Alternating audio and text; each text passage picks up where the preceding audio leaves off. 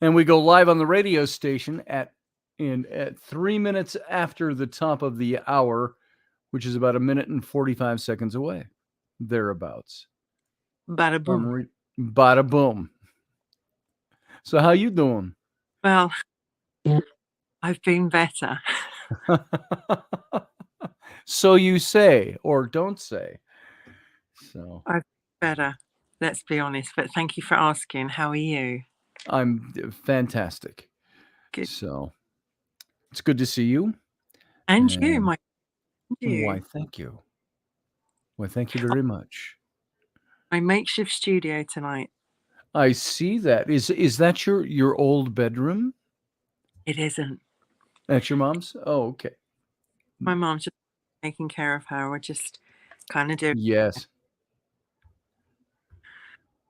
So, I'm just waiting. I'm just watching the clock tick. So I need lighting, more subtle lighting like yours. I feel very washed out today. So we like subtle lighting. It looks good on us as we get older. Yeah. As I get older, the more subtle the lighting, the better I look. So, okay, we've got about 25 seconds left, and we will go live. So, what I am going to do. Think about this for a second. Let's go dark. We'll play the intro, and I'll bring you in. Okay. All right. Sit still.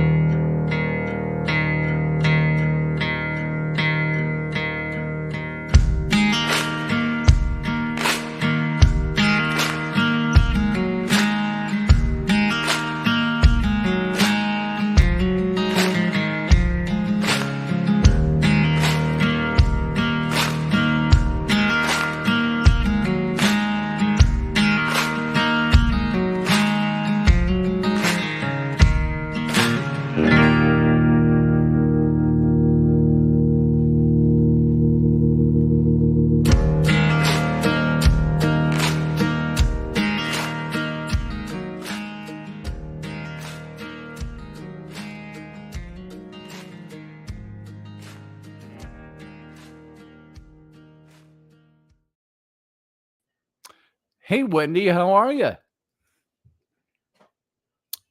I don't hear you. So we're having that same problem that we cannot resolve. So what I'm going to do is drop us off of the radio station stream, and we're just going to broadcast to the streams, the various streams around. So now I can hear you. No, I can't. I don't know why. I think my computer. I do not like starting shows like this, folks, and I apologize. It's a tech thing, and for some reason, the tech thing is. Oh, here we go. Let's try this. I've got your microphone is on mute. Is it muted on your end? How about that? There we go. Now you are not muted. So I've got people yelling in the background here, which is probably picking up on the radio. So everybody pardon that. We have gang wars or something going on outside. So welcome to Robertson. I, of course, am the Roberts side of Robertson. And Robertson Wendy is the Robertson side of Roberts. So look how that works. And how was your holiday? It was crap. It was crap. It was crap.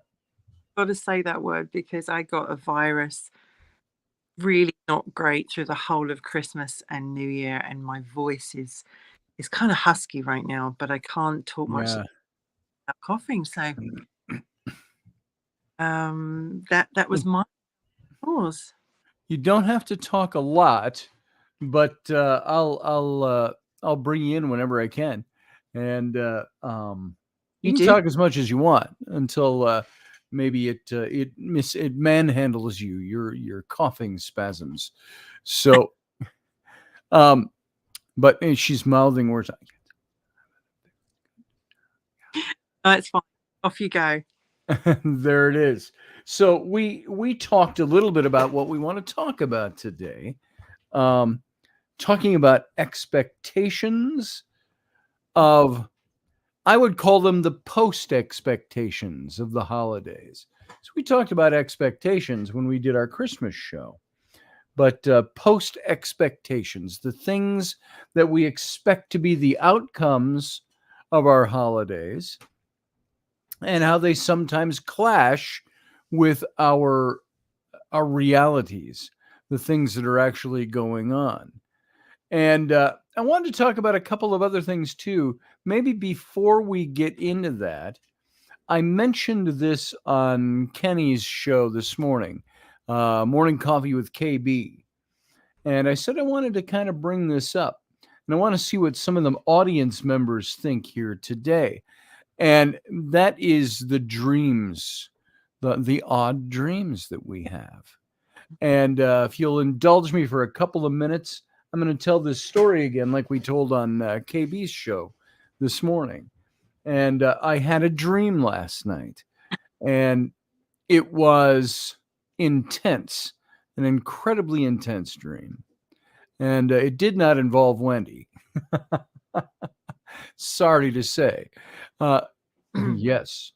Oh, you got to say the word for. Hello, Terry. Naughty. There it is. There it is. No naughty things. So, Terry Pitts, by the way, a listener, he loves Wendy to say naughty to him. So, hopefully he's listening somewhere and he caught that. So I had a dream last night, very intense dream. And it was different. In my younger days, back in my 20s and my 30s, I had recurring dreams that all seemed to focus around different periods of time as a soldier. I had the Roman period. I had and it jumps way up, but into the swashbuckling at the high seas. And I had Vietnam. I had World War II. I had the Spanish-American War. All of those things, I was a soldier.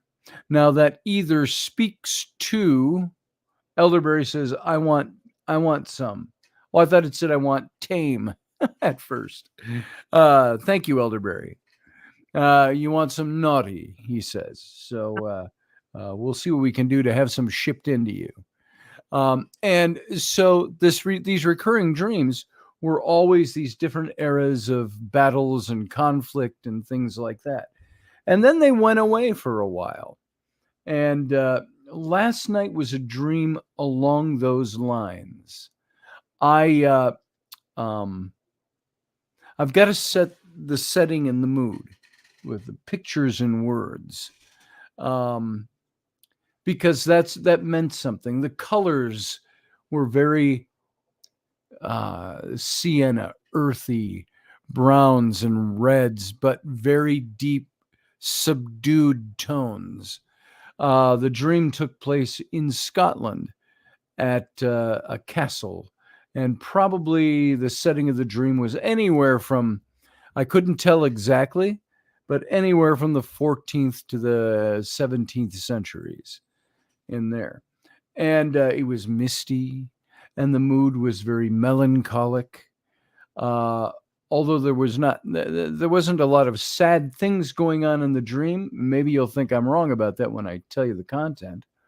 But I was the man of the manor, or the castle, returning home.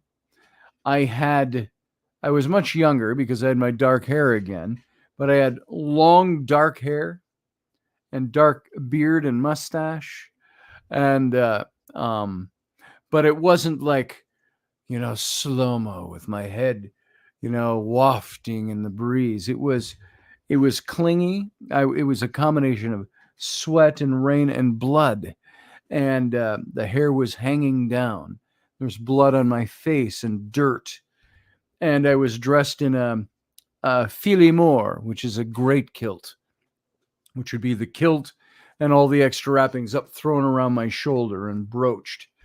and a leather Johnny coat or something like that underneath. And I had swords and daggers, but I was beaten and I was wounded and I was bleeding and there was blood on me. There was blood on the floor. And, but it doesn't seem that the dream was telling me I was mortally wounded. So I had these wounds and I'm bleeding and I think I'm injured in the dream, but not mortally. And I walk through the entryway of the castle and I drop to the floor. I'm assuming succumbing to the wounds. And I'm kind of dragging myself along the floor to try to get to the main hall, which seems odd in and of itself. I don't think I've ever been incapacitated to the point where I have to drag myself across the floor. So I did this, and there was a woman there with dark hair and in a period clothing. There were all sorts of other men there that were in similar condition as I was. I think the overall idea is that we were all returning from some battle and from some conflict where my understanding of the dream, we got our asses kicked, but we beat them, the other guys. That's the feeling I got out of it. And I don't know who I was looking for, but the woman was the first to respond. And then a couple of guys responded. Then I was trying to get myself up, and I was eventually aided to my feet. And I asked the question, or somebody presented to me the fact that my friend Kent, and they used his long-term name, Kenton, was killed in the battle. And I remember grieving in the dream over that. And now Kent was a good friend I grew up with. We were high school mates and we were college roommates, and we've been friends for years, even to this day. And so for a good 45 years, we've been friends. And so there was sadness in the dream over that. Now, I still have been so busy today, I didn't get a chance to look. I felt so overwhelmed by that I wanted to give him a call and say, "You all right? Everything okay?" But I woke up at that point. And I remember sitting up in the bedroom. It was dark in the room, and I woke Rainey when I woke up, and she said, "Are you okay?" And I said, "Yeah, I'm fine." And I said, "I had this weird, intense dream." And so I started to describe it to her. And when I describe the visuals, I think that's an important factor to the dream because, and I was not observing it. I was there. I was acting. I was seeing through my own eyes. And but that mood was dark and it was foggy or misty, and the colors very subdued. And as I mentioned already, lots of browns and reds. I remember very rich, earthy colors that were a little more subdued. So that was the mood. And then my kilt, I couldn't tell what tartan I was wearing. Obviously, an ancient tartan. It was again browns and reds and blacks and things like that. So I woke up and I told Rainey about the dream. And I said, "I got to go upstairs. I'm just going to go get a drink of water." And I went upstairs and I shambled back down. It was about 4 this morning. And I crawled back into bed and I'm laying there. I'm thinking, is asleep. And there was something inside that it started to overwhelm me emotionally, just thinking about it, the dream. And so I grabbed her hand. I wasn't sure in my memory if she grabbed my hand or I grabbed hers. I grabbed her hand, and it was a very tight grip on her hand. And I was starting to overload emotionally, but not focused on any one thing. And I'm thinking, this dream just overwhelmed me. And so started to cry, but not all the way there. You know how that is? There's the little chest heave so I gripped her hand and she asked, "Are you all right?" And I said, "Yeah, I'm okay. I'm all right. I just got to go to sleep." And I fell asleep that way. and woke up 3 hours later to get kids to school. And that dream was still very present in my head, and it still is today. I still see all the details. So that's the dream. As I related this morning, I don't think I changed many of the details. Well, then you remember a dream a couple of hours, like 3 hours after you've had it's not a dream. It's a vision of some kind. It's a message. Think, could it be a past life I memory? wondered about that. Which is why it was so emotional. So why it was. Mhm. And also between the hours of 3 and I think it's 3 and 2 and 4 or 2 and 5, something like that, we have the deepest sleep, REM. Yes. You and I actually, because I had a really bad, vivid dream last night, and it must have been around the same time. Both of us must have been in that kind of stage Yeah. to remember the colours and the sights and the sounds and the emotions. It's like when you dream of a battle, it's an internal thing. It's an internal thing. Like a lot of it, sometimes when you dream of a war or a battle, it's something internally in you that you're going over. But the fact that you saw so much color, I would obviously suggest that you check that tartan out. Go, Yes. you check the castle. I can't specifically remember the tartan. I have a castle in mind. It's like one of those, tall castles with almost the peak on it, but it's got the turrets and things around it. And the tartan I can't remember. But I mean, it's important to always write it down. I always say to people, write down your dream. And for instance, so my without going into loads of details, my dream, yet again, I wonder why I had this dream, was where I was at an ex's dad's funeral, and but I hadn't parted on good terms with this ex, but I was at the funeral, and Mhm. they invited me to sit with them and made them very friendly. And I had a cat, a small cat kitten, um, and it needed a bath, and I was bathing this kitten, and then I was wrapping this kitten At up, the funeral. and I Okay. was so baptism or whatever, but I was bathing this kitten, and I was holding it, and I remember wanting to talk to the person whose dad it was, and it was a very, very crazy funeral.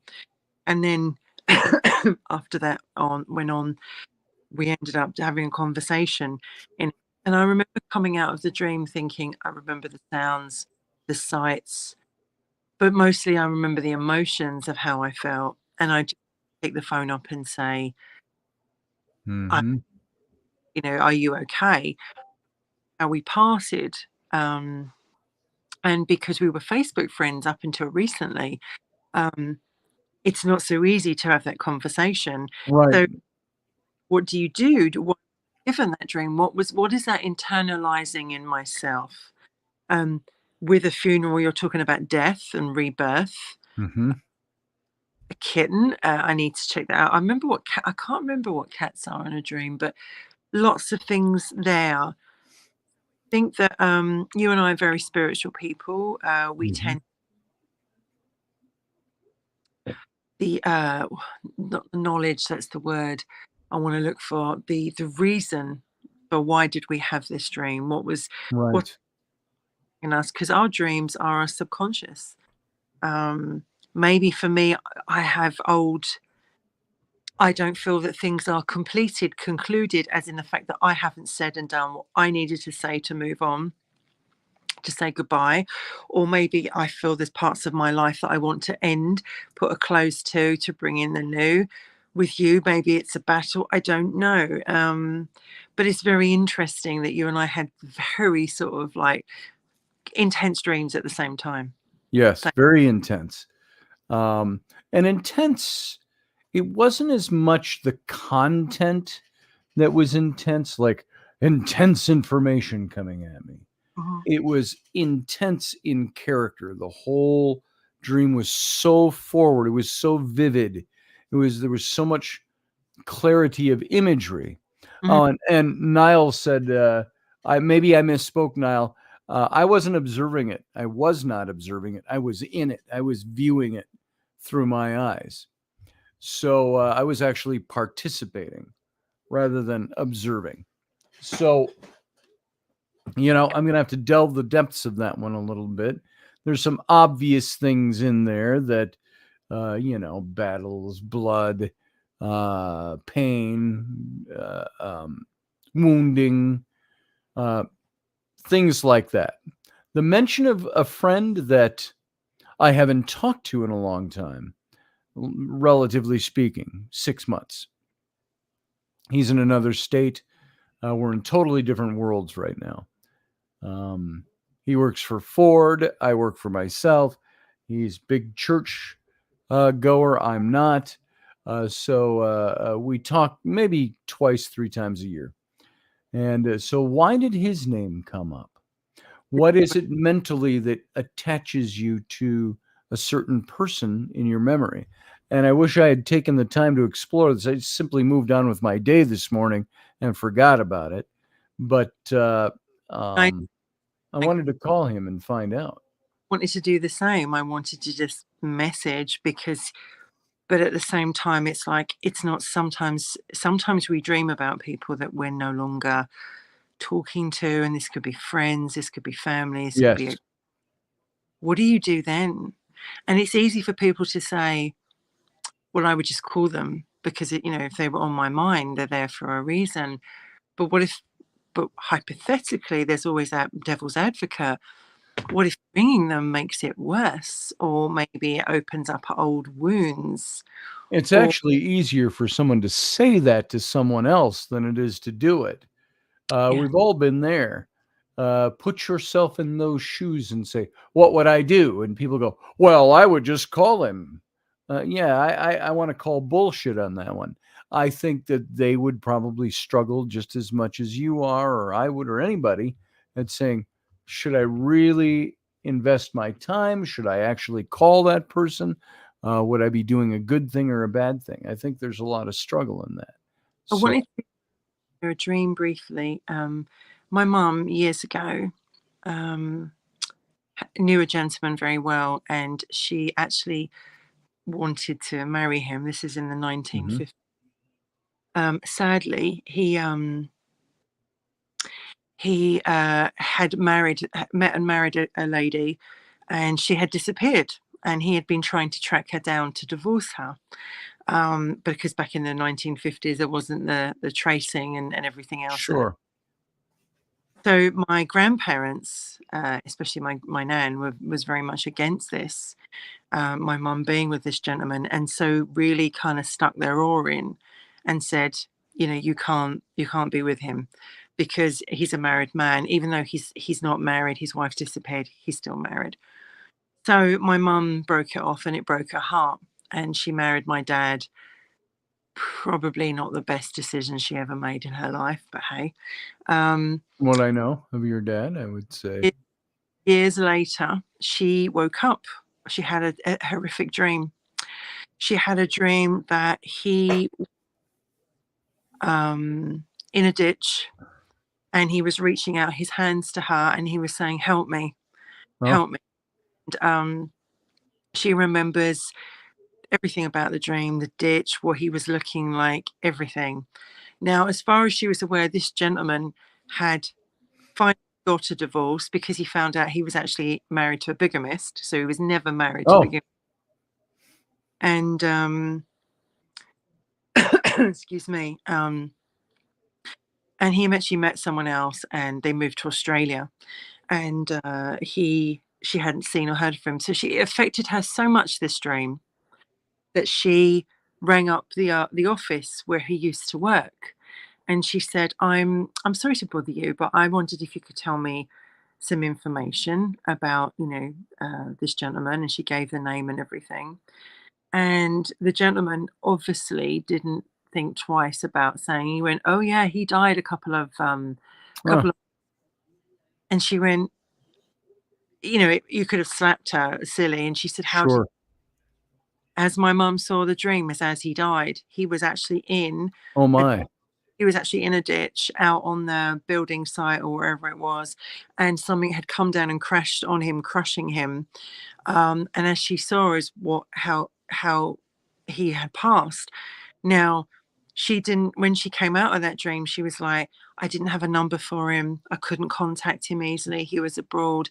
I couldn't do anything. All I could do was reach out. But to actually know that he died a while ago and she'd now had the dream now, was he reaching out to her? Was he telling her, I've died? Was he showing her how he passed? That's possible. And then should you still contact someone if you have a dream which is vividly enough about someone, or should you leave dog's lie? That's a good question, isn't it? Because you wonder, how involved should you get? How much reaching out should you do? Like I said just a minute ago, sometimes you wonder, you have to second guess yourself. Is it all right to reach out? Should I not reach out? Am I either rekindling something that ought not to be rekindled, or am I trying to open a door subconsciously that should remain closed? And so there's all those questions that go And through your mind. expectations coming, because I think we have expectations about, Yes. if I do this, that's going to happen. If I don't do this, that could happen. And we're in that no man's land of shall I, shan't I? What about if I do this? What if I don't? My expectation is I'm going to be rejected, or Yes. they're crazy. Yeah. And, that is that something then that the dream would be telling you, these are things you need to work on. You need to, in a sense, not to be sing-songy about it with the words, but you have to manifest where you want to be with that. You have to, in a sense, manifest your own healing, because you've already accepted that that thing is over. So why am I getting this dream? Maybe it's a thing that's reminding you of how you should be. I don't know exactly, because I don't know all the details. With my dream, I asked the same question. Why am I getting that dream? Is it because I'm being asked to contact my friend? Is it more than just a dream, because it's still with me? I was sitting here while you were talking, and I was finding that I was struggling against tears that were coming because of a dream that happened 12 hours ago. And so there was something vivid about it.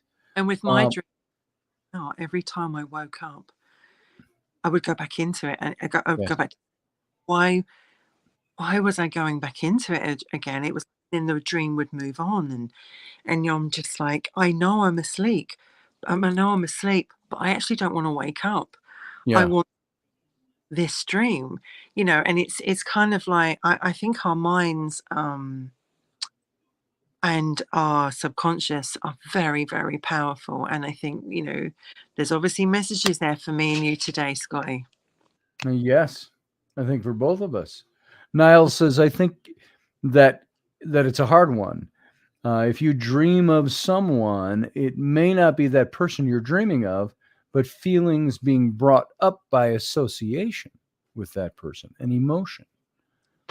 See, So, because what I tend to get from spirit, mhm. it wake me up with music, and I'm asleep and I hear a song playing over and over and over in my head, and it haunts me so much that it wakes me up. And what I tend to do now, straight onto Google, type in the song, bring up the lyrics of the word. And I remember some years ago, I had Save Me, with a song by Michael Bolton, playing over in my head. It was driving me insane. Like, why am I hearing this? And then somebody got back in touch with my life, and they were in a very dark place in their life, and they were asking me for help. And I thought, is that a coincidence with that song? Because I was able to help them. Yeah. And this spirit does to me. And I know when they do it, there's something coming, and it's coming imminently. And that's why I haven't had it for a while. But that's you're asleep and you just keep hearing the music over and over again. And our dreams are, for instance, when I discovered that my ex-husband was unfaithful, I was asleep, and I heard my nan's voice very, very strongly say to me, "Get up, Wendy, get up now." And I remember trying to bring myself round, and my nan had a bury my nan died in I think it was 1998, and I got married in 2006. And she'd never met him, and I could hear her very, very clearly saying something to me. Um, and I got up and I actually caught him, chatting to other people at the same time as I got up. Had I not got up at that time, I may not have found that. Ah, I remember very strongly. So I do think that when we go into that dream state, when we're into that low REM, we are capable of lots of weird and wonderful things. And there's also, sure. I have to bring this up because it just came to my mind. There's a condition called parasomnia, where if you dream it, you're acting it out. So, for instance, if you dream you're running or you're punching someone, you find that you are punching, or you are and Right. I know someone who has this, and I remember literally seeing them jump across the end of the bed, going, there's mice in the bed," and they were asleep, completely asleep, and there was no such condition going on, no mice or anything. And some people have even been murdered by partners with parasomnia because they dream they're protecting themselves, and then they're not. Right. Right. They've even driven their car at night. And that's why the mind is so powerful. Our dreams, our emotions, our memories are so powerful. And the dead, or spirit, or whatever one word you want to call to them, I think they can come in and touch us in those hours, because we're at our lowest. And I think if Our you're going guards are down. Yeah. yeah, hours, I think it's the hours between 2 and 5, they actually can come through and imprint. And you and I could probably go back on lots of dreams that we've had around that time. But I think that ones that bring you to tears are definitely stirring perhaps a memory, an emotion that we're not dealing with, Yeah. maybe. Who knows? And of course, then you have to start asking questions of physical geometry, global questions, such as if it's between the hours of 2 and 5, it's not 2 and 5 everywhere at the same time. So does that travel with the movement of the earth, the light of the sun, the time of day?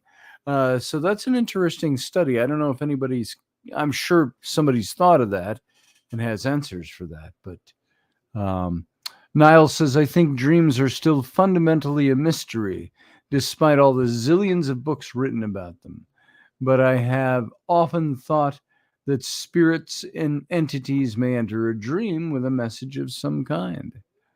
Yeah, I've often thought that as well, and I've experienced such. So, I have a dream growing up where I was with someone in a dream, and I was really happy, Scotty. It was probably the happiest I've ever been in my life, but I could never see their face. oh, And I would say I was in a relationship. I would dread having this dream, because I would have this dream and I was really, really happy with this person. I didn't know their name. I didn't know who they were, but I was very happy. And yet I couldn't see their face. Their face was always shielded. And within a short time of having that dream, my relationship would fail. In oh it, my, and I've not had that dream. I've not really been with anyone for a long time, but I've not had that dream in some years. And I always used to dread it. I think, oh my God, I don't want to have that dream. I'm really kind of happy with who the person I'm seeing with. So yeah, was it a subconscious thing? Was that a spiritual thing of them saying, actually, this isn't the right fit, this isn't the right one, and this is what you subconsciously want? I mean, it's a fascinating subject. it certainly is. Now, an interesting story that just came to mind was just the other day. As you know, I was up at my friend Andy Dabbs for a Mm. couple of days at the end of last week doing work for him. He's a good friend, a dear friend, but he's also a client. Mm. And we actually met that way. We were client, customer client relationship before, and then we became friends. About the same amount of time I've known you. And so he had me up there and he said, "Why don't you have Rainey and the kids come up?" And he said, "We'll just put them in the room at the hotel with you." I had a hot tub and a fireplace in my room. And I thought, wow, this would be nice to share. And so he said, "Why don't you bring Rainey up?" And he says, "You know what? If there was only one bed, we've got 3 kids." So he said, "We'll just get you the bigger room." I said, "Okay." Well, we were planning on that. We were planning on her coming up maybe it was 2 days out. And so the night before she was going to come up, she had a dream. And she told me about this the next day. She had a dream that um, something was, well, first of all, she felt something was going to put a wrench in the gears. We're just not going to get up there. Mm. It's a 3-hour plus drive. It's winter time. She thought either something's going to come up and it's not going to happen. And she was getting that gut feeling. Then she had the dream the night before that I don't know if it was her. I don't think it was her, but there was somebody in her dream that put a gun to themselves and shot themselves in the head. And she woke up and didn't know what to make of it at first. Well, that day, we got news at Andy's house that his wife's mother, who they'd been estranged for 10 years from her parents, and her wife's mother died of cancer that morning. Then we found out later in the afternoon that she'd actually committed suicide by putting a gun to her head. And so Rainey said, I knew something, and of course that prohibited the Mm. Rainey coming up, and I actually left and came home early. Mm. And the thought arose, um, was that dream predicting that there was going to be a problem? No matter the severity of that problem, but was there going to be a problem that would prevent her from coming up with the kids? And did it involve something as extreme and dramatic and vicious as a suicide? So it was a very interesting dream that she had. And Rainey has those all the time, you know? And um, she has these, what I think are precognitive dreams. And so there's that aspect of dreaming as well, that sometimes your dreams are there to warn you or Or to give you information ahead of time. do you find that sometimes when just before you go through a period of your life and either you're ill or you're going through a tough time, your dreams will become nasty. They'll become really bad, and you'll not want to go to sleep at night because you'll be Yeah. like, I don't dream like that. Um, and we all, in some of us, we all fear how we're going to die and how it's going to happen. I certainly don't want to know myself how I'm going to go. Um, but have you ever had those dreams where you're about to die in your dream and you're dead and you actually wake up and you're like, just for a minute, you're like, am I still here? That, and it's like they say that they say, but it's said that you don't dream of your death because if you did, you would die in your sleep. I mean, that's something that's been said for years, right? I've heard that.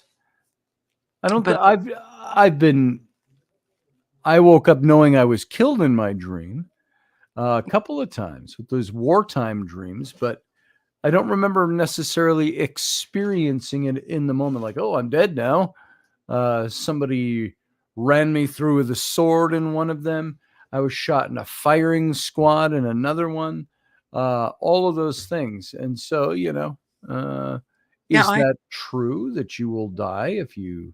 yeah. Last week I had a dream, Scotty. You've just brought it back, where I was shot twice, and I could actually feel the bullet go in, and it was like a hot, burning, stinging feeling. And now I've never been shot in my life, and I hope I never am, Yeah. but I don't know what it's like to be shot. But from what I've heard, it's incredibly painful. But some people say it's like a sting, when it, depending on where you're shot, obviously. But I got shot on my pelvis and on my leg, and I remember feeling this burning pain as the bullet went in, and I thought, oh my God, I'm actually dreaming this and feeling this.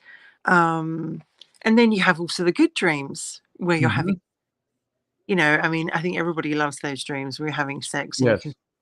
feelings. Our emotions are coming out. Our subconscious is coming out in our sleep. And some of those dreams, they happen because they have to. We have to clear what's ever going on in us. Yeah. Yeah. Got any dreams, Dustin says Scotty dreams of Jeannie. does he now? I think that's with a J. Mm. Dustin. It is Jeannie, Jean, isn't it? Yeah. So, In my bed. so that was a prophetic dream, she says. Says Michelle Cannon-Free. I don't know if she's speaking to me or you. Maybe clarify that one for us, Michelle. I've dreamt a couple of times that I've been shot, actually, and why? It seems to be my choice, my weapon of injury. It was interesting that when I had the swashbuckling dream, I was actually in high school when I had that one, Hmm. because of the setting I'm remembering now. And I was in a duel on the deck of a ship, avast, ar. Except I had the little Errol Flynn mustache, and I was wearing a white blousey shirt that was open, all the way down the chest, and um, white breeches and tall knee-high leather black boots, and I had my rapier, something an awful lot like that one, right up there. And Mm. so I'm sword fighting, and I get run through right in the chest, just shink, and it's like I blinked, and the next moment I'm dressed the same way. I have a blood stain on my shirt. I've got my sword in hand, but I'm stepping down into my bedroom window in my modern day house. And there were two friends from my from school that were in there waiting for me. Oh, hey, you're back. Nice pants. And and I was stepping down. I didn't have to crawl up into the window. It's like I was stepping down into the window. I don't know if there was significance to that, but And that's interesting. do you have in your dreams to move? Because I rarely have the power in my dreams to move. I'm always trying to use a phone and it's like I cannot get this phone to work no matter what I do. I can't, and I'm desperate to talk to someone, and I'm trying to get the phone, and I cannot get the phone to work. Yeah, yeah. I'm having to crawl my way across. And obviously that's some people very lucky, they can have the movement in their dream. They can actually make their dreams what they want. They can take it down a different level. I can't do that. With my dreams, I'm in that moment, and one of the scariest dreams I think I've probably have is the one where you know something's going to happen to you, and it's happening. Mhm. You know it. You get that foreboding feeling, and you're either shot, or you're knifed, or you're attacked, or you're hurt. You're alone, or someone's following you. All those scary dreams that we have, and it's like, do our dreams, do we fulfill some of our fears in our dreams? Do we fulfill our dreams in our dreams? Like, do you dream about, you know, your past life? I'm very Mhm. absolutely certain that your past life calls to you from Scotland. No doubt Yes, that you yes. in Scotland, and it calls to you. And it's the same with me. I used to have it with Ireland, and I used to have it with Egypt, and it would call me, and it would be like I'm drawn. I'm drawn there. And when I went to Ireland for the first time, it was like very familiar, very, very familiar to me. Like and I went to Northern Ireland, obviously, but the Irish were very familiar to me. And when I went to Scotland, I didn't have that. And yet, why is it the Irish feel more familiar? And the same with the Egyptians. I'm drawn and America was the other country. So like our soul is made up of lots of our memories and past lives. And I think that sometimes when we meet people in this life, they say that we're all attached by a thin red, cord. We're all attached. Mhm. Our life we've known before, we've seen before, even if we don't like them, they come back for a reason. And is your dream that you had, is that your past life memory? And That's a big question, and I've asked that question myself. yeah. So was I, of course, the outcome of all those recurring dreams I had, Mm, was I a soldier in many different past lives? mhm. Did I, or is it a collection of dreams that have to do with conflict, fighting conflict in your life? I don't remember having a whole lot of conflict in my life before I was a married man. Say no more. Yeah, say no more. And but you know how I mean by that. I do. Um, and just looking at stages in my life, I was a pretty happy-go-lucky, well-balanced kid. Mm, And I went into my college days knowing what I wanted to do with my life, knowing where I was going. Um, the era that I had those dreams in, I was a pretty solid chap. yeah. And I would say now am I having some of those dreams now because I don't feel as grounded as I used to? I don't know. No, I don't think that's it. I'm stretching on that one. But I definitely believe there is something to it's either past lives or I've watched too many movies and television over the last 50 years that have made deep impacts on my brain and it keeps dredging it up. I don't know what it is But exactly. with my dream last night, I don't know why I dreamt that. Like why I know there are elements of that dream that I could look back and go because of this, but it's also because I feel in myself that I'm a sort of person that likes to finish old energy, Mm-hmm. Mm-hmm. um, things left unsaid and done. And sometimes, what do they call it? What is that word when they call it? Closure. Oh, yeah.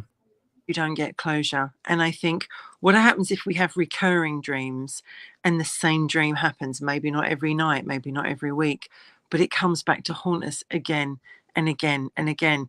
Are we not listening to what our bodies are trying to tell us? Yeah. So Do you Sorry, I didn't mean to interrupt. I was just saw if the opening and I went for it. you Um, have the same dream again, have I a no, recurring dream? you have the same dream again. Oh, yes. It'll be interesting. I'm curious to see what might happen tonight. Mm, If I think about this, Michelle Kenham Free over in the chat room said that she can lucid dream. I've tried that and I never seem to be able to accomplish that. Meaning I can call my dreams. I can speak to myself and talk myself out of a sleeping state if I want. I've never been able to do that. no, I mean, And I suppose it takes a little concentration and a little effort, mental effort. But she says when it gets out of hand, I change and direct my dream to have the outcome I want. See, I can't do that. can't It's do. like My dreams are in control. They're the ones, whatever's governing the dream is the one that says, yeah, you might want to be lucid and work your way out of this, but I'm not going to let you because there's a message here I want you to have. It's a common dream that we have, that our partner is unfaithful to us, Sure. and we wake up and we hate them. We absolutely Oh, hate, yeah. because you're like, I'm kind of pissed at you. really? Oh, I think with someone else, and you wake up and you just got these feelings of like anger or rage, and you're looking at them going, you want to go through the phone, you want to ask them questions, because that's how it brings us out. And it's a very common dream that we dream that other people are lying to us or betraying us or having sex with someone else behind our backs. Where does that come from? All of a sudden, out of the blue, we didn't go to bed thinking about it, didn't watch Yeah. it with that on, and the next thing you know, you're waking up next morning and you're looking at Rainey going, or you're looking at Tom or whatever it is, and you're going, really? Yep. Exactly. I've had a few dreams like that. Mhm. Rainey's had a few like that. I don't know what the inducers are. Is it worry? Is it anxiety? Is it fear? Is it playing into something completely different? Because I've had Rainey, and I can tell in the morning sometimes she's like very standoffish. I go, what's going on? And she's like, who's the redhead? And and it's that kind of a thing because she has premonitions in her dreams. Yeah. And I know when we were first together, way back, we're talking 2005, she had fear of a redhead in my life. And so you're going to have to wait, child. Wait, not done yet. Go. Bye. It's my family wanting to interrupt. So the small child. And I suppose you could say she successfully did because I responded to it. But man, she was hopping in here. She was ready to go on something. It's like, so Rainey feared the redhead. Mm, And there was a woman with red hair that I was very much attached to at that time. mm. Back in the day, as Rainey and I started. This redhead and I, we weren't dating or anything, but we knew each other very well. And so she was nervous about that. And nothing ever came of that. But that was the person that ended up, she said, I think that's who was in my dreams and so her premonitions. So, yeah, it's very interesting that we have those kinds of dreams. We have those kind of premonitions that toy with our minds. I was just And looking at the comment. Where has it gone? Lucky Stone. So much interesting information from many perspectives, and it's good that just yeah, reading comments that people are writing. It's dreams are. Some people never dream. Like they'll say, "I don't dream. I'd love to dream." And if you, I yeah, mean, so I have a basset hound, and sometimes I'll be dead to the world, asleep, and I'll hear this blood curdling sound come from him, and it sounds like the Hound of the Baskervilles is in my, or hellhound sure. is in my bedroom, and it's blood curling and it's so much pain coming from them, and they'll make this terrible noise, and you have to go over and gently wake them up. And so animals dream as well, like they dream. Sure. What are they dreaming? Do they dream? And this is an interesting concept. Do they dream that they're human? Do we dream as that we're animals? And what are they have nightmares too. I don't think I've ever dreamt that I was an animal that I can recall. I know our dog, Lucy Fur, she dreams, you can tell that they're running Mm, because the feet are going.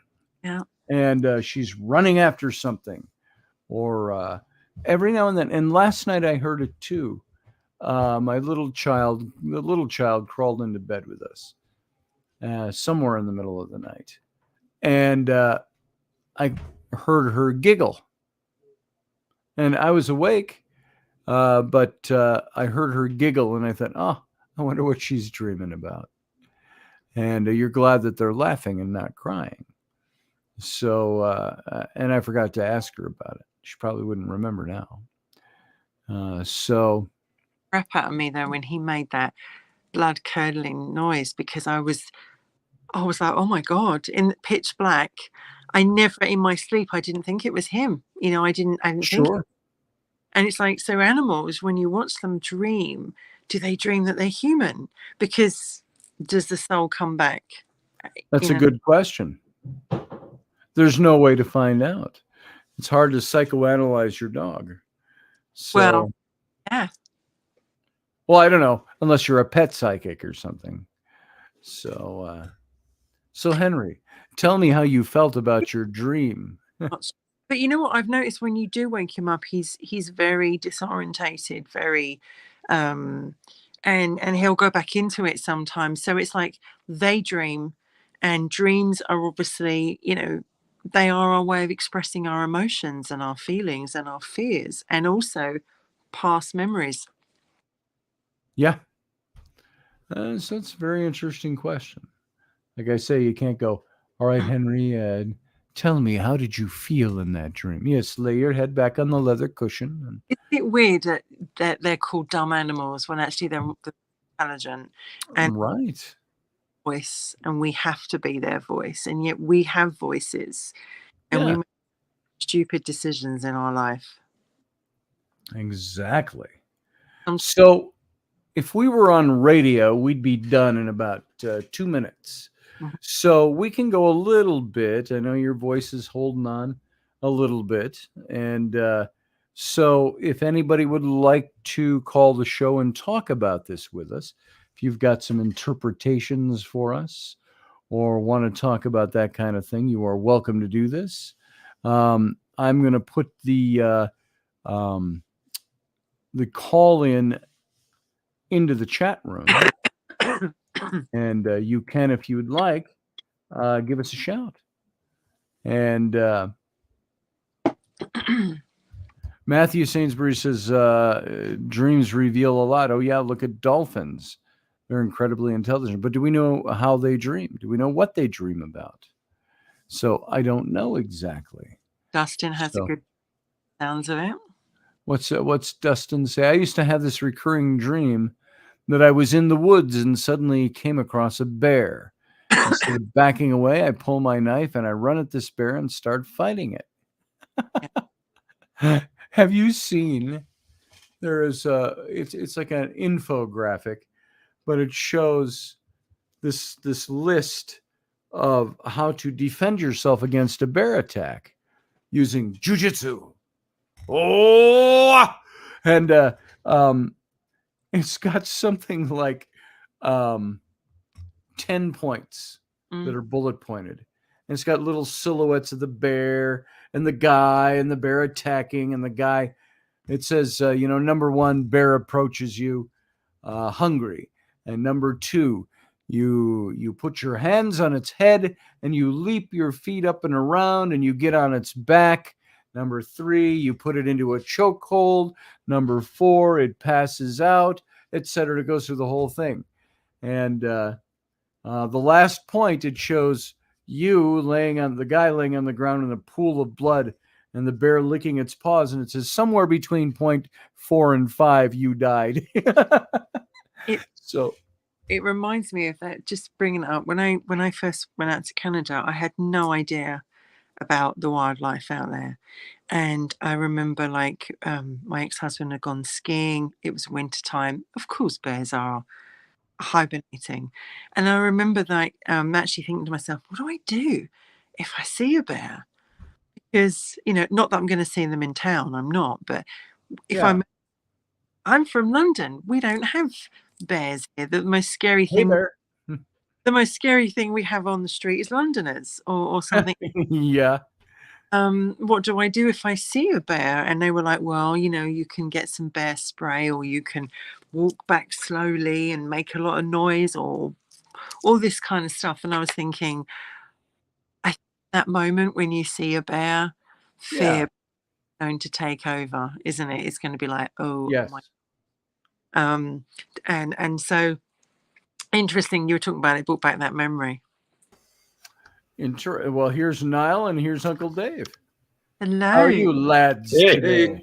Hey, Wendy, how you doing? Well, if as long as quietly, I'm all right. You're keeping on. That, yeah. There it is. Sorry to hear you were sick. I hope you're getting over it. Trying to. Everyone's got it right over here. Yeah. Actually, just What's wanted on your to. mind, Niall? Yeah, I mean, this is. I'll let you go first now. Yeah, I won't be long, Dave. It's just it's so recent that I just wanted to share this.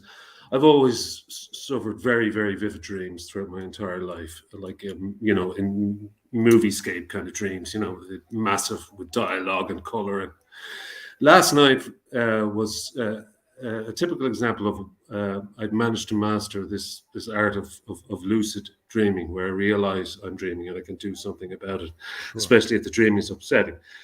Now, I have no idea what this dream meant last night, but sometime during the night, I must have dreamt this, but all of a sudden there were two intruders in my bedroom. Now, and everything about my bedroom was exactly the same. It wasn't pitch dark, so I could recognize the curtains and the wall and the door. But all of a sudden there was a man kneeling on the bed, an older man who I didn't know, and there was a younger woman also kneeling on the bed who I didn't know, and they were both screaming at me, and the man was waving a knife in front of my face, and they were kind of screaming obscenities at me and laughing and threatening me with the knife and kind of jumping on the bed, and I remember screaming out loud in the dream, and also I was trying to I couldn't see them very clearly, so I was trying to reach for the bedside lamp, and there's a lamp beside my bed, which is a standard lamp, which is a fairly high lamp with a lampshade. And I was switching this lamp on, and there was no power coming into it. And I was so scared in the dream and so terrified that amazingly, after a couple of seconds of this, of being threatened at the throat with this knife, and I can't remember what they were saying to me. They were screaming in my face. As I said, I didn't know who they were. I recognized that the light I was trying to switch on was not my bedside lamp. It was one of these desktop lamps that you might have in an office that bends over. You know, the ones that have a neck that bends over, right? It was one of those type of lamps. And immediately in the dream, I was able to recognize that isn't my bedside lamp. And therefore, I knew that I was dreaming. So I just focused on the bedside lamp. That bedside lamp does not exist. That isn't my bedside lamp. So this is a dream. This is a terrifying dream I'm having.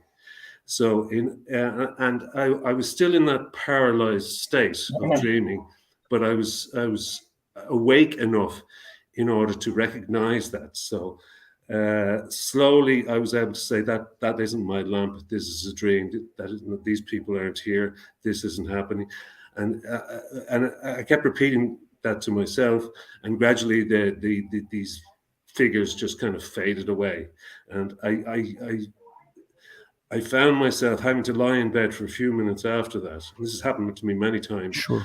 Go over the dream and kind of say that was just a dream, but that was really freaky. What the hell was that about? I wonder what that was about. And I had to try and draw a conclusion to the dream as best I could. In other words, I had to kind of bring it to an end and say, I don't know what it means, because I just felt like jumping out of bed after having a terrible nightmare, switching on the light and running into the living room going, what the hell just happened? I was just threatened by some kind of weird figures in my room, who I didn't recognize. So for me, that would be an example of lucid dreaming, where I could take the aspects of the dream which I recognize are a dream and kind of incorporate them into some kind of waking state where I recognize it's a dream, especially if it's an upsetting dream, and kind of play out the scenario a bit like a movie script. So I have a recurring dream where I'm lost in a city and can't find my way out. I try and it's upsetting, and I'm having palpitations and panicking, I try and resolve that dream, that I eventually find a door and I can find my way out onto the street. But I do that consciously when I'm awake after the dream is kind of ended. So I just wanted your thoughts on that's my kind of dream style where you're lying in bed and you feel like there's someone sitting, you cannot move. Very similar. Last night was the prime example of that. Yeah. I have a feeling that you're surrounded by pure evil. Yes. And what confused me so much about this, that both of these people were laughing and cackling, and they were both kneeling on my chest and on my legs. And in fact, the girl was at one stage was straddling me across the chest, and the man was sitting on my legs with the knife. And they were both laughing, and I didn't recognize them. I knew I hadn't seen them in a movie earlier that day. You know, I knew I didn't recognize them from a picture I'd randomly seen. They were totally unfamiliar to me in every respect. So I very much had that sense that they were pinning me to the bed, and I was powerless. I was at their mercy. And I felt that pressure. Absolutely. I thought was a dream, but I woke. I remember like pure feeling. I don't know if it was pure evil, but I felt like they were pinning me. And I always say in my dream, you can't have me. I go to the light, just you know. And I remember waking up, and I right at the bottom of my bed, and I saw, and I never saw a shadow go straight past the TV arc, and it scared the crap out so much so that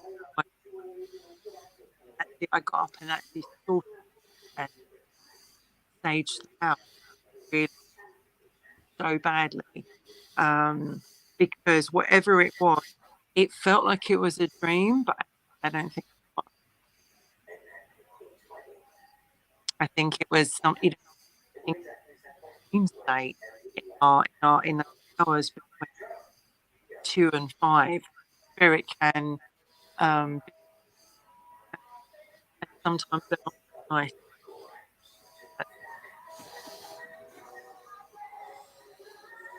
The one could have been something. Yeah. Sorry, maybe it's just me, but Wendy's breaking up pretty badly there. She is. Yeah. It might be her phone that's doing that. So.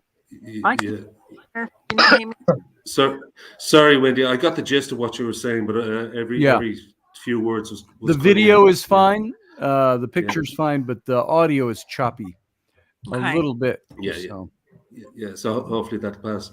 Yeah, I got the gist of what you were saying. Yeah, and I think that in dreams, dreams are very mysterious. Ultimately, Jung tried his best to figure them out and incorporate them. Yeah. I mean, I suppose the closest we've got scientifically is to imagine that everything that's contained within a dream is somehow a reflection of ourselves. Including the other people in the dream, are reflections of ourselves. So it's not. You were talking earlier on about should you call somebody if you dream of somebody. Not all the time, but Wendy, you were talking about the man who had died in exactly the same way as the dream unfolded. So in that case, that was a premonition. But people would say to you, well, you could be dreaming of an ex-girlfriend or an ex-wife or an old neighbor or something. Sure. It might not be about them at all. They're just reminding you of some emotion that you're trying to work your way through. I think that's as far as we've gotten with dreams, to be honest. But on the other hand, I'm convinced that there are spirit out there and entities, malevolent and benevolent, who can probably enter into our dreams in some way, or very possibly, and manifest within a dream state, or create a dream state. It's me a couple of times now. My sleep, I have had very bad feelings that can you guys hear me now? Can you hear me all right? Yes. Yeah, I think we it's can better hear you now. well. Yeah. I actually feel like there's something really bad, and it's like they're like literally.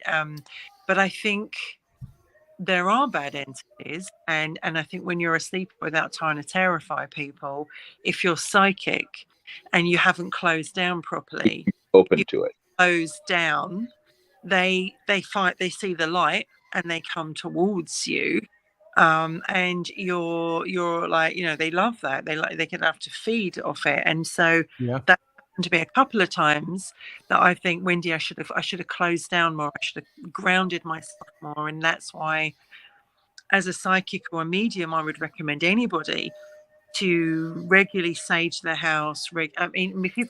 I know people like Mark would disagree with me, and he would say, no, I don't think you have to do that. But I would actually say, in my experience, you lift the energy. And if you're sleeping at night and you're in the house on your own, you want to have a good night's sleep. You want to make sure that you've crossed all the T's and dotted all the I's, that you're protected. So I don't know, Scotty or Dave, if you've ever had those kind of experiences. Yeah, Saturday I had an experience I've never had. It was the weirdest night. So got home from Scotty's. It was late, and I always decompress before I go to bed, especially if I've been out on the road, because I usually get fairly tensed up on the road. So I went to bed late. The next day I had a huge busy schedule for Sunday. I had to drive down south to visit my mom, and I had to be in Minneapolis later in the day. And so I had all these things, and I'm looking at the clock, and it's 1:57, then it's 2:57, then it's 3:57, and I cannot get to sleep. And I'm freaking out, and I'm getting more and more anxious. And 4 and 5 o'clock is rolling around, and every time I looked at the clock, it was exactly whatever hour and 57 minutes. It was like I was waking up every hour on the hour. And all of a sudden I heard this sound, and it was melodic, and it was way off in the distance, and I couldn't figure out what. I'm laying there in my bed looking at the ceiling trying to figure out what that is. And then I thought, well, that sounds like my alarm, but my alarm's laying next to me. And I looked over at my phone, and I woke up, and my alarm was going off. I had dreamed insomnia. I'd been asleep and dreaming that I was insomniac and not able to sleep. And I've never experienced that. And then I got to thinking, the first time I looked at the clock, it was 1:57. I went to bed at 3 a.m. I should have caught that, but I didn't. And I woke up, I was completely wide awake and refreshed. I had a great night's sleep, but I had dreamed that I couldn't sleep all night long. Yep. I've never experienced that ever in dreams. Wow. That's interesting. So I have done the recurring dreams, but it's way too much to go into for the time we have. That could be a whole show, because it involves, Scotty, you know of it. You know of it. It involves 3 or 4 different people that had the same dream I was having. And I had a friend that told me about dreams he was having, that the same group of people that were his social circle, me included, were all part of these dreams, and all of them were having the same dream, that they were meeting from different aspects. I didn't have that. So I don't know if he was including me so my feelings wouldn't be hurt or what, but that's a unique setting. Lewis and I used to have post-apocalyptic dreams, and it involved that whole On Guard crowd, and we would have very similar dreams on the same nights. We'd catch up the next day, and did you have a dream? Yes, I had a dream, and where were you at in the dream? And it was just bizarre. Rainey used to have, when I first knew her, she would wake up in the middle of the night swinging. And I'm like, hey, wake up over there. And she'd go, oh, I was dreaming I was fighting off zombies. And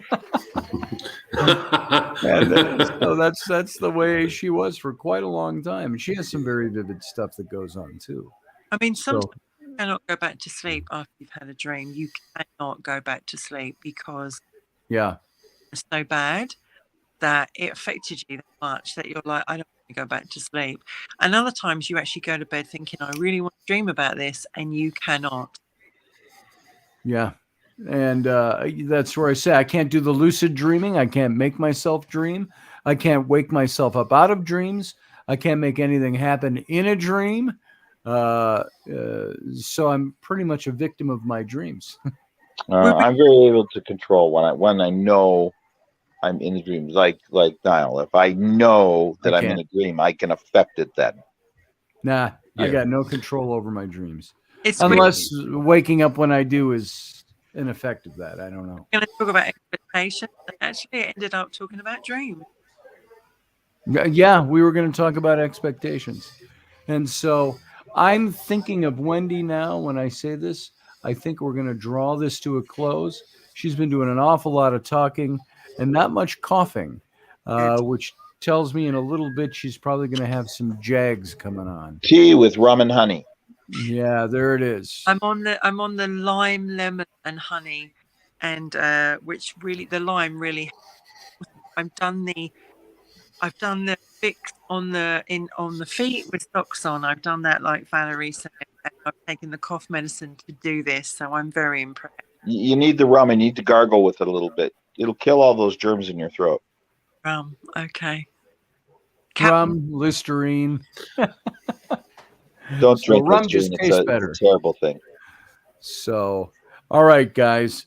I'm going to let you go. Niall, thanks for being here, brother. No problem. Look after yourselves. Good to see you both. Good to see you as well, Dave. Thanks for contributing. And I just saw that we had Matthew Sainsbury in here. We missed him. Uncle Dave, thanks for being here, brother. And I'll talk to you soon. And darling Wendy from the Peter Pan books, I guess. Darling Wendy. Wendy. Good to have you here today. I'm glad that you made it in despite not feeling very well. And it's our first one, and I actually wanted to say Happy New Year to everybody as well. Yes. It's the first one of 2023. And I hope everybody has a very, very good 2023. Yes. So everybody's giving you advice. Oh, let me have a look. Let me just check this. Might be your unconscious trying to deal with your heightened anxiety lately. Brain chemistry sometimes doesn't help either. Turmeric and hot milk, says Sarah Yusuf. I would think milk would clog your throat up. No matter what temperature it was. It's not too bad, but if I have cold milk, yeah. But anyway, I mean, I hope you have really good dreams tonight, Scotty. Well, I'll do my best. If I could lucid dream, I'd pick and choose. Listen, honey, you're in the same boat there. I wish I could go to bed and dream good dreams, but it doesn't. Yeah. Well, you have sweet dreams. It's closer to bedtime over there for you than it is here. Yeah. So what is it? It's 5 o'clock. It's 11 o'clock there. It's 11:20. It is. So you go get your beauty rest and get to sleep, and I will talk to you, I am sure, tomorrow in your morning. Good night. And everybody else, thanks for being here. And we're going to get out of here now. And we appreciate you taking your time to come and spend it with us. Live long and prosper.